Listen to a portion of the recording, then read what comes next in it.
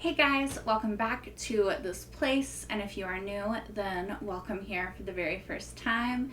I'm Carmen, and today we are going to be watching Season 3, Episode 2 of The Expanse. I, as you can probably tell, just got finished watching Episode 1. I was super hyped and couldn't really stop myself from watching the next episode because, it's really good, and I can't wait to see where the season goes, and I want to know what happens on Io, and I want to see if they get to Io, and I want to see what happens with Kotar and Bobby and Christian, and I want to know what effed up shit Anderson Dawes is gonna do, and if Aaron Wright is gonna get some fucking justice, because, and by justice, I mean justice from Christian, as in she punches him in the face or shoots him in the frickin' head, because that's what he deserves. So,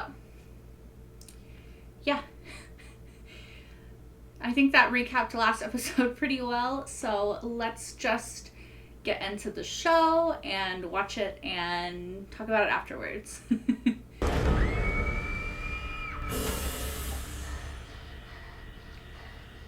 Oh, did you have a bad dream? I want my daddy. And big girls don't cry now, do they? Yeah, that's such a stupid Told me saying. you could take it. Then after that, it's dinner time. You hungry? I'll bet you're hungry. He's such a creep. Bye-bye. Stop your Mr. Rogers act. Nobody believes it. The escort ship is slowing down. They're scanning the debris. I don't see the dropship. Neither do I. I'm sorry about Kotia. No, he's okay. Did you kill him? Then fuck your sorries. If we're within that range and they fire, we won't be able to dodge the torpedoes. They're clear. So are we safe now? Depends on your definition of safe. At this separation, a good pilot would be able to dodge a torpedo. Are you a good pilot? No, I'm a Marine. Yeah, I was gonna say. Pilots carry me to kill things. Shit! What's They that? got us. Not yet. Hang on.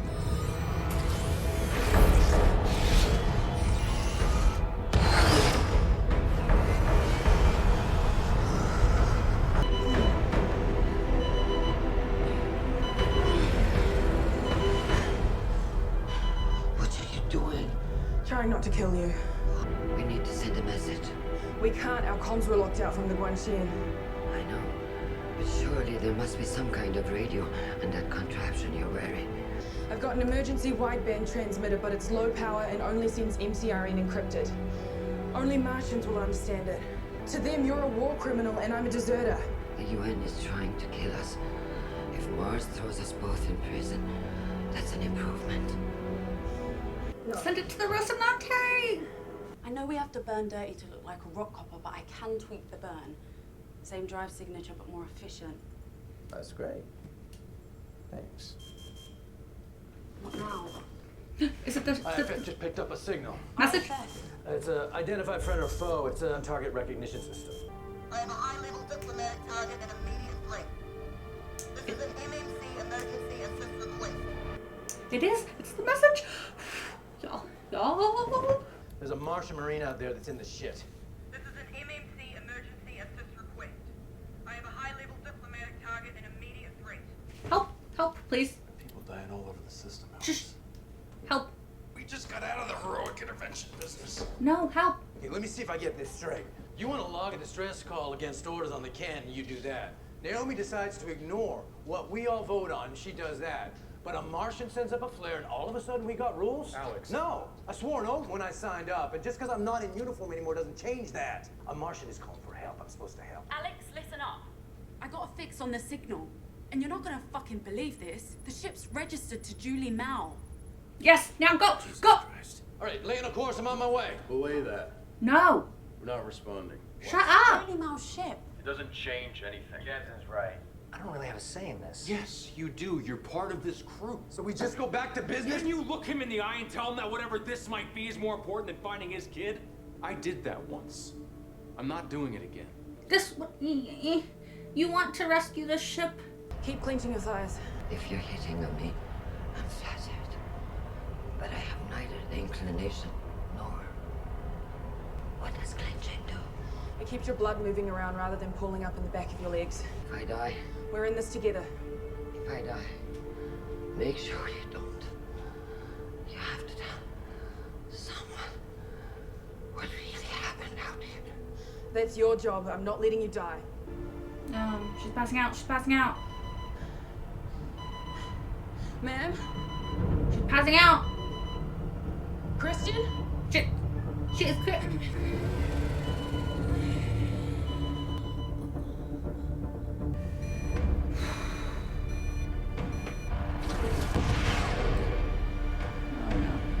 Shit!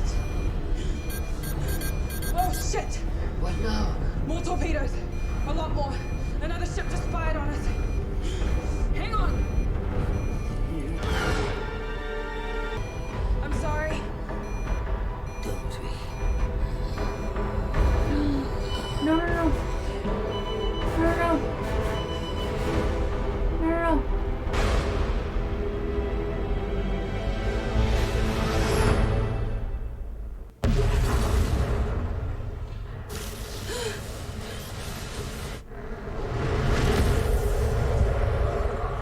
What happened? Yeah. I'm not sure. What the hell? That's not how those things usually work.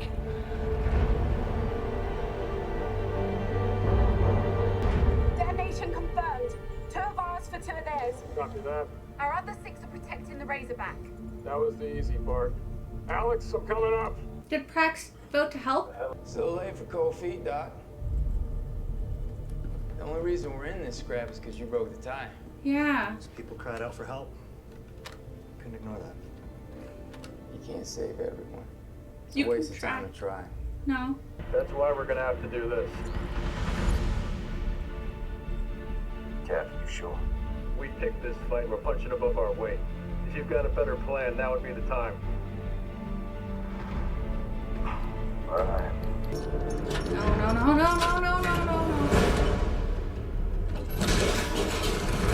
Oh. God damn it, Doc! I told you to secure that ladder! I'm sorry, I'll stay in the damn seat! Okay.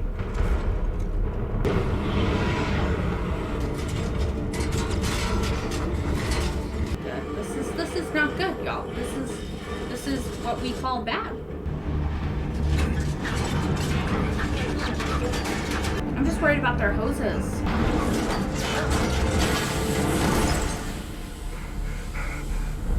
Exactly. Reach behind your head and see if you can plug it back in. Katoa? Me? I'm so glad you're here. Oh, that's that kid. Want to see something cool? Yeah.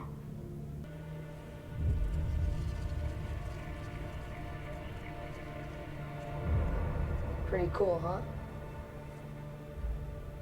I mean, is it? Hang in there, I'm coming to get you. Hey, miss. Just hold your breath. Hold your breath.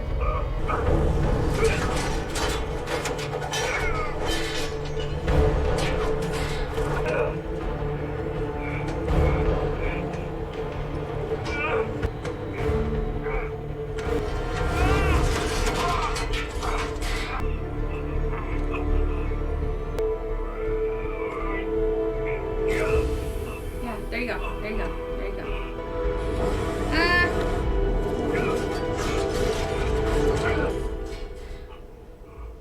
Now! Missiles away!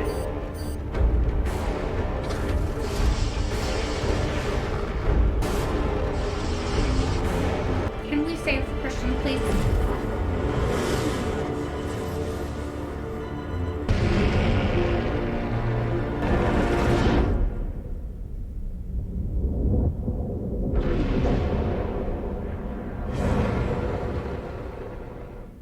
Shit, the engine's clean off. The rest of the ship's intact. We're in a war with no bullets. We're not the ones at war. We are now. You think the UN's gonna give us a free pass for sparing lives? Yeah. We crippled one of their ships. We just declared war on Earth.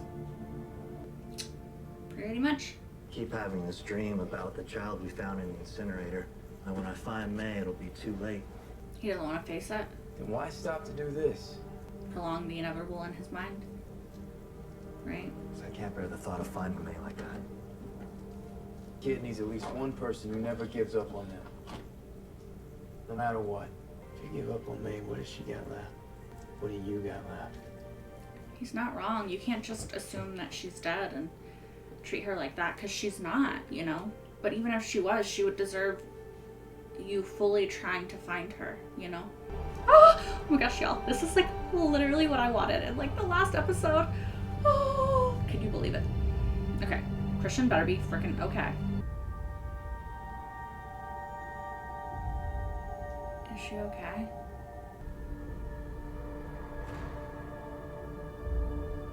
They're gonna be like, what the fuck? Help her, please. Yes, yes, yes, help her, please. Help her, please. Help her, please. You know who she is. Yeah. It's a good thing you answered the freaking call. Okay, so that was such a good episode. Like, I really, really, really want to watch the next one, especially because of the way that ended, but also just because this season kind of seems to be like going like bang, bang, bang, bang, bang, you know? And I'm like, like I want to try to keep up, you know? And so, yeah. I need to eat lunch though, because I am hella hungry. But yeah, that was just a really good episode. I'm so excited, y'all. Okay, so let's just talk about it. Let's talk about this, okay? First off, Strickland is creepy as fuck, okay? Like his Mr. Rogers act of like, oh yeah, I'm just helping you, small child, May. Like, I'm glad when he dropped it when she left the room, because like, dude, no one's buying that shit. You are a creep. And of course, that's where Mao's going, because I think, is that where Aaron Wright told him to go? I don't know. That's where Mao is, and apparently whatever autoimmune disease that May and these other kids have, which is a special sort of variant, or I don't know how to say it, like, you know how diseases mutation, yeah, maybe that's it. A special mutation of this autoimmune disease that is only found on Ganymede.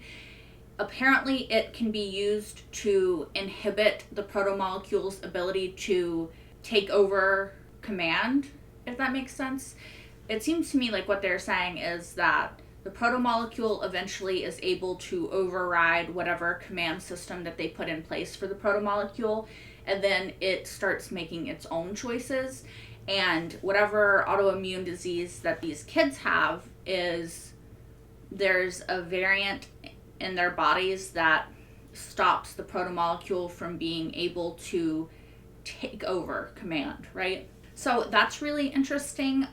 Like, there's only 6 kids, so not really sure what their end game plan is with these kids and how they're gonna use them, because they had a lot of those little pod things in the season finale of last season when they like panned out. There was lots of pods, so I don't know if they're going to try to recreate this mutation and then use it for other protomolecule creatures that they want to create, or if they're kind of hedging their bets on these 6 kids. It seems like they would first test it out and then see where it goes, and then see if they could use this to further what they want, but I don't really know. And I hope that they can find May and that she is still on Io or wherever it is that she is, and that they are going to be able to find her in time to help her and the other kids that are like her. Like the one kid who's,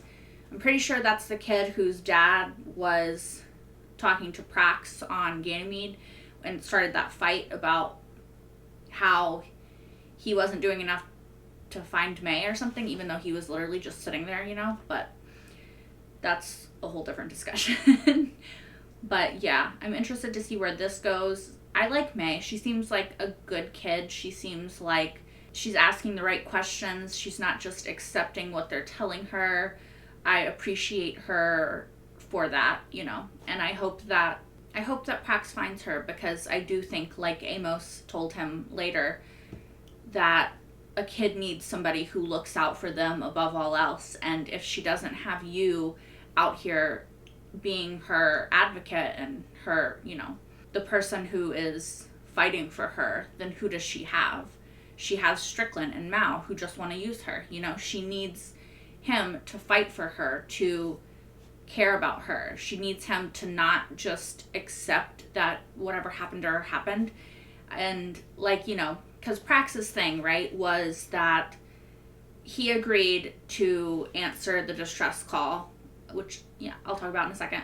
I know I say that all the time, but he agreed to answer the distress call. And he said, you know, essentially, like, I have to do it because I have to help people because y'all helped me. And then Amos saw through that lie, and then Prax admitted that it was because he was worried that May was going to be like the kid that Holden incinerated, you know, and that he couldn't bear to see her like that. So he was sort of shying away from trying to find her, like prolonging the inevitable, I think, like I said during the episode, which, as Amos said, isn't fair to May, because even if she was like that girl, she deserves to be found. She deserves to have the crimes that were committed against her answered for, even if she doesn't survive it. And hopefully, of course, she survives, but she does deserve that. And I'm glad that Amos told Prax that, and I think Prax is going to accept that going forward. That being said, I am hella freaking glad that Prax voted the way he did, and that they decided to rescue Christian and Bobby from the Razorback. And like, I cannot wait to see what happens. Christian has to be okay. She has to be okay. That moment of Holden seeing Christian, and he knows who she is because he had that communication with her back when she talked to his mom and everything in season 1, I think. So he knows who she is, and he is like, oh shit, this is like a big deal. I mean, I'm assuming that most people know who she is, but I think that they were showing us Holden because, you know, he's realizing like this is a big deal, you know. This is a big person to have on your side and to have in your pocket, you know, if things happen. So obviously I'm really, really glad that they rescued them, and I hope that Christian is going to be okay. I know that High G and all this stuff, especially because she's been on Earth for so long, is going to be way, way harder on her body than it is on Bobby's and anybody who's been in space for a while, because she's used to Earth, just the regular gravity of Earth. And so to have all of that, and, you know, I think someone said it's the velocity or the acceleration that, like, fucks you up in that situation. I can't remember. But, yeah, it's just, it obviously fucked her up, and I hope that their little med bay area is going to be sufficient to help her. Also, on Io, it was a helium refractory plant, not a hydro plant. I knew it wasn't hydro because water, but I couldn't remember what it was. But helium refinery, I mentioned it in the last episode. If you watched post-episode discussion, you know I was wrong. But yeah, helium refinery plant. Also, as a random side note, I love that Alex is still calling it the Rossi because, like, yeah, same. And I think that the last thing that I have to talk about in this episode is Ana and Esteban, who is, the Secretary General, right? SG, Secretary General. I think that that's what he is. And she's gonna write his speeches for him. And apparently they used to, like, date, maybe. I thought maybe daughter, but I guess they used to date, and they have, like, a weird history. She doesn't like herself when she's with him, sort of thing.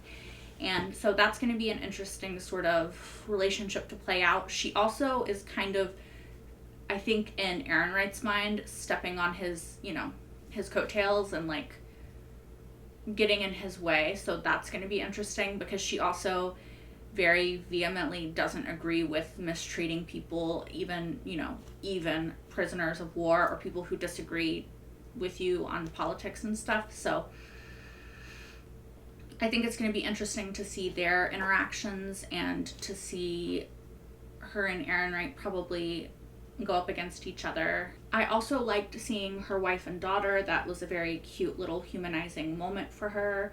I hope she gets back to them. I always kind of worry when you see somebody's family on a show like this that something bad is going to happen to either them or their family, because, I don't know, shit happens, you know? So I hope that her family is going to be okay. I'm interested to see what her effect on the Secretary General is going to be. Like I said, they obviously have a past, and he's used to sort of butting heads with her. So I'm interested in how it's going to go, and if she's going to catch on to Aaron Wright and all of his shit, you know.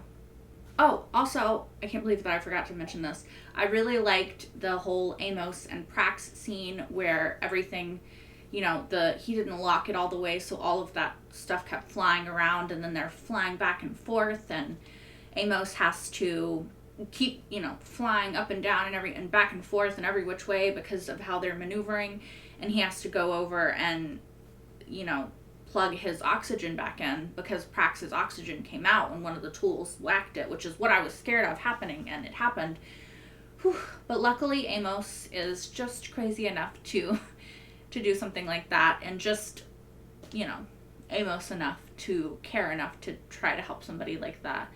And yeah, he was able to help him, and I don't know, I really like the budding friendship between Amos and Prax. I think it's really interesting. I think that we could learn more about Amos through it, and that is something I'm always here for. And I think Prax is just a good addition in general to the Rocinante, and I'm excited to see where everything goes from here.